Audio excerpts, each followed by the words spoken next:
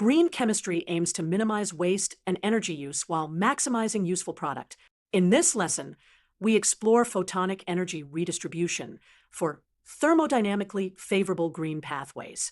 We will build an intuition first, then support it with equations, data, and clear graphics. Intuition first. Imagine a reaction that is slightly uphill in free energy, so it does not proceed on its own.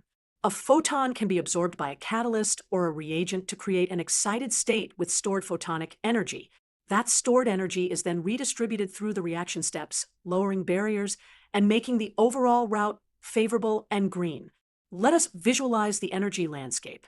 The vertical axis is potential energy. The horizontal axis is reaction coordinate. Without light, the barrier is high, and the overall change in free energy is not favorable. With light, the excited state provides energy that lowers the effective barrier and makes the net free energy change favorable. Now, the equations. The driving force is the Gibbs free energy change. Say out loud, delta G equals delta H minus T delta S. The equilibrium constant is tied to free energy via K equals e to the negative delta G over RT. If an incoming photon contributes usable work, the effective free energy for the step becomes delta G effective equals delta G dark minus ETA times NA times H nu per mole.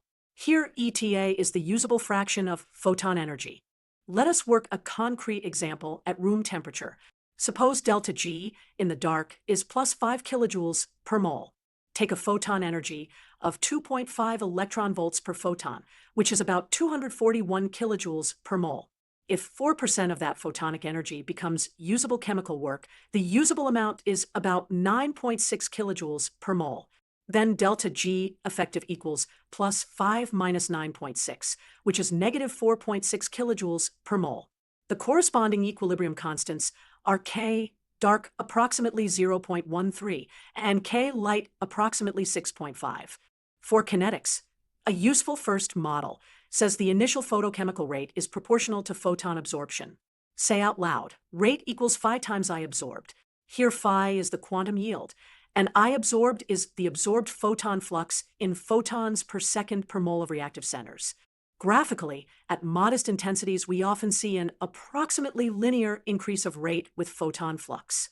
Here is a simple plot of rate versus photon flux showing a near straight line in the low-intensity regime. Statistically, we can compare outcomes. Suppose we ran many trials in the dark and under illumination. Here we show average isolated yield in percent. The illuminated pathway delivers much higher yield on average. Mechanistically, where does the photonic energy go? A Jablonski-style diagram helps.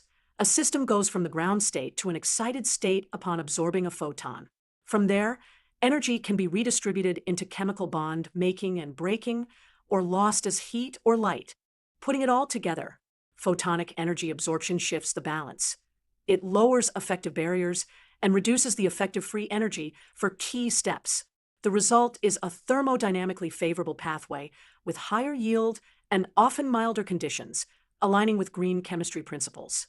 In summary, photonic energy redistribution allows us to turn uphill steps into an overall downhill journey.